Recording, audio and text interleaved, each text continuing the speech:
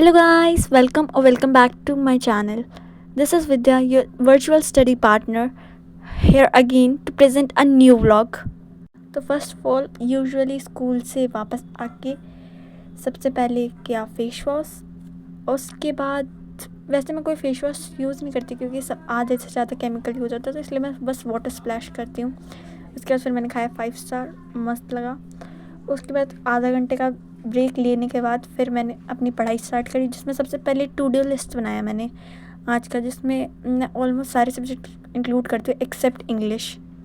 और अगर मैं लिस्ट बना लेती हूँ तो फिर मैं ऑलमोस्ट वो टास्क कंप्लीट कर ही लेती हूँ कैसे ना कैसे करके, टाइम निकाल के। तो आज के टास्क भी ऑलमोस्ट कंप्लीट हो चुके थे। पूरा ट्राई करने के बाद टास्क कंप्लीट हो चुके थे। तो सबसे पहला टास्क था मेरा कि फ़िज़िक्स का जो मैम ने क्लास में करवाया था उसे रिवाइज़ करना। मैम ने आज डायमेंशनल के फार्मूलेज बताए हैं, अभी तो 8 बताए हैं और वो 50 फार्मूला। मैं तो बस यही सोच के टेंशन ले रही हूँ कि वो 50 फार्मूले मैं कंप्लीट कैसे याद कैसे करूँगी। तो सबसे पहले वो रिवाइज़ किया और मैम ने वो डायमेंशन के फार्मूले लगाने के लिए दिए थे। मैंने पहली बार ट्राई किया तो नहीं हुआ, लेकिन दूसरी बार रवि सर की वीडियो देखने के बाद ट्राई किया तो फिर हो गया। तो Ravi sir, thank you for best explanation. और उसके बाद फ़िज़िक्स का जब मेरा काम कंप्लीट हो गया तो मैंने टू डू लिस्ट पे टिक मारा और फिर मैंने दूसरा काम किया था केमिस्ट्री के नोट्स की रिवीजन।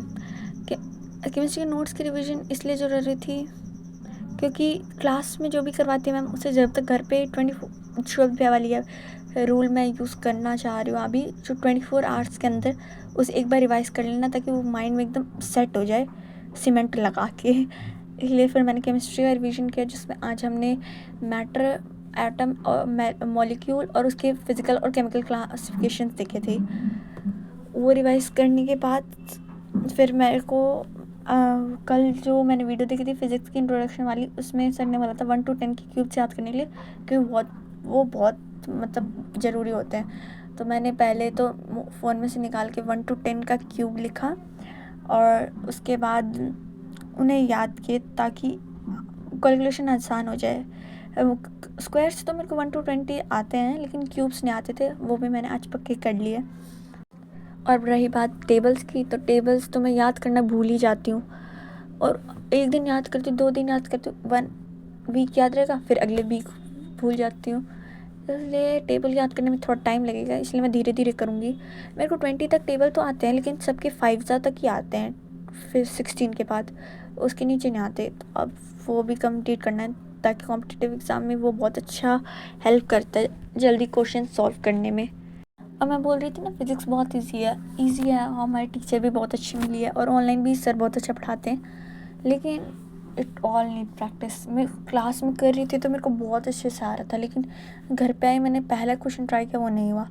जब मैंने दोबारा उसे समझा, रिवाइज़ किया, तो अब वो आ रहा है। फिर मैं उसे कल भी रिवाइज़ करूँगी ताकि वो अच्छे से हो जाए। Physics is all about practice, ऐसा हमारी मैम ने बोला था, P for physics, P for practice.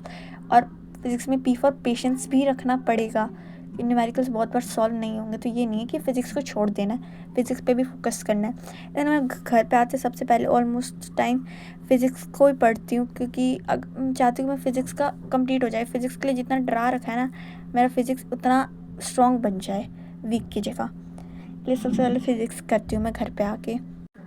और फिर मेरा काम जो मैं 40-50 मिनट्स पढ़ती तो वो कंप्लीट हो जाता है। उसके बाद टू डू लिस्ट में टिक मार के मैं चली जाती हूँ बाहर आउटडोर गेम्स प्ले करने।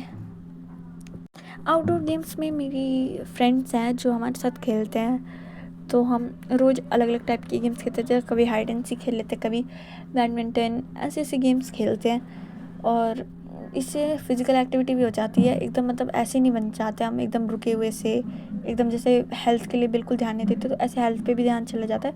और ज़्यादा देर नहीं है, मैं 1 घंटा या 1.5 आवर खेलती हूँ बाहर, और वो हमें हेल्दी रखता है, ये नहीं कि एकदम इनएक्टिव आदमी बन जाते हैं हम। और जब मैं क्यूब्स की बात करी थी तो मैं 1 to 5 के भी आते थे, 7 के भी आते थे। तो बस 5 का याद करना था, 6 का याद करना था, 8 का और 9 का।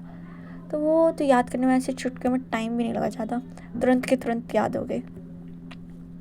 उसके बाद 50 या 40 मिनट पढ़ने के बाद मैंने बताया खेलने चली गई मैं, और खेल के आने के बाद ऑलमोस्ट 6:30 पे मैं वापस आई थी। और 6:30 पे आने के बाद आप बाहर का जब जा रही थी तभी बाहर का नज़ारा दिखाया था। ये प्लांट्स लगे हुए हैं मेरे घर में भाई। आके फिर मैं नमकीन खा रही थी। दिगराज सर नेक्स्ट ऊपर के व्लॉग आए ना भाई, क्या मस्त व्लॉग बनाते हैं ये लोग भी। और उस पर से भाई वो ऋषि भैया है ना शायद से, इतनी अच्छी एडिटिंग करते हैं, हर अच्छी बात के पीछे मीम्स लगा देते हैं। तो वो देखते देखते इंजॉय किया मैंने। और उसके बाद वो ख़त्म हुआ 7:30 के आसपास। उसके बाद फिर मैंने अपनी अगली पढ़ाई शुरू कर दी थी। मैथ्स की कॉपी में टेपना नहीं, हाँ टेपना समझ के टेपना, जो एकदम फालतू काम होता है, एकदम टाइम वेस्ट होता है। इसलिए मैंने उस लास्ट में किया था। तब तक मेरा मन भर चुका था पढ़ने पे से। तो मतलब जब दिमाग भर जाता है ना तो लिखने का काम करने से थोड़ा रिलीज़ हो जाता है मेरे माइंड से प्रेशर। इसलिए फिर मैंने मैथ्स का स्टार्ट किया था नोटबुक में उतारना, और सेट चैप्टर ही चल रहा है। और भाई ये 11th के टीचर्स कैसे होता है, हमारे सर ने पता क्या क्या, चैप्टर 1 के 5 एक्सरसाइजेज है ना, 5 एक्सरसाइज में बस 2 क्वेश्चन करवा के सर ने ऐसे बोला अपनी नोटबुक कंप्लीट कर लेना। और जैसे कल की छुट्टी है महावीर जयंती की, तो बोले कि अगले दिन आप जब भी आना तो अपनी कॉपी चेक करवा लेना, कॉपी कंप्लीट कर लेना। मतलब क्या भाई, मतलब हर एक्सरसाइज की एक क्वेश्चन भी नहीं, बोलते ना कि एक क्वेश्चन का एक पार्ट करवा लेते थे, अब तो वो भी नहीं, मतलब बस एक क्वेश्चन करवाया और बोला कर लो। वैसे सर ने इतना अच्छा समझाया है कि मैं कर लूँगी, लेकिन तो भी एक बात होती है ना कि हल्का मुल्का करवाते हैं। ऐसे करवाएंगे तो इनका तो सिलेबस 2-3 हफ्तों में ही ख़त्म हो जाएगा। और 2-3 हफ्तों ज़्यादा है, मेरे तो यूटी स्टार्ट होंगे मई में, तो 2-3 हफ्तों में ही कंप्लीट करवाना पड़ेगा इनको सिलेबस।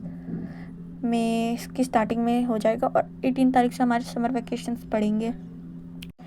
उसके बाद ये मैथ्स का कंप्लीट करने के बाद मेरे पास बस एक काम था, वो था अपनी बुक रीड करना। तो मैंने फिर से आज अपनी देशभक्ति वाली बुक रीड करी, और आज पढ़ा मैंने सचिंद्र नाथ सान्याल के बाद में, जो एक मतलब ऐसे थे, आइडल थे उनके, भगत सिंह सबके भी, वो मतलब इतना अच्छे थे। तो फिर एक और नॉलेज आ गई मेरे दिमाग में। तो this was all about this vlog. Bye bye and stay tuned for next vlogs. और कल का व्लॉग बहुत जल्दी आ जाएगा, देखना लॉन्ग वीडियो आएगी।